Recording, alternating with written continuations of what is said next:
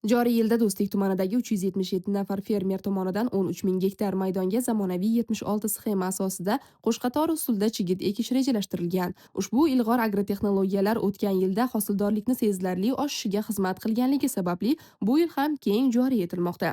Dehqonlarimiz joriy mavsumda har gektardan o'rtacha 54 sentnerdan hosil olish va umumiy hisobda 70 ming tonna paxta yetishtirishni maqsad qilib qo'ygan.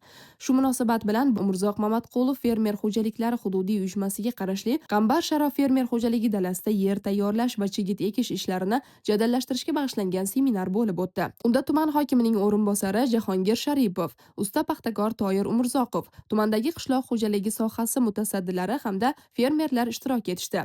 Tadbir avvalida qadimgi urf-odatlarimizga ko'ra mavsum oldidan yaxshi niyatlar bilan duolar qilinib, qurbonlik keltirildi. Shuningdek, seminar davomida chigit ekish ishlarini jadallashtirish, sifatli urug'likdan foydalanish, mavjud qishloq xo'jaligi texnologiyalaridan unumli foydalanish masalalari yuzasidan amaliy tavsiyalar berildi. Bu kabi tadbirlar fermerlarning tajriba almashishi, ilg'or usullarni keng joriy etish hamda yuqori hosildorlikka erishishda muhim ahamiyat kasb etadi. Do'stlik tumani Manas fermer xo'jaligi hududiy uyushmasiga qarashli Abdu Ota fermer xo'jaligi dehqonlari tumanda birinchilardan bo'lib chigit ekish ishlarini boshlab berishdi. Fermer Botir Abdiyev rahbarligidagi mazkur xo'jalik ixtiyorida jami 115 gektar yer maydoni mavjud bo'lib, shundan 50 gektarida boshoqli don yetishtirilmoqda. Qolgan 65 gektar maydonda esa qo'shqator usulda chigit ekish ishlari amalga oshirilmoqda. Hozirda dalalarda agrotexnik tadbirlar belgilangan reja asosida bosqichma-bosqich olib borilib, sifatli va serhosil hosil yetishtirishga alohida e'tibor qaratilmoqda.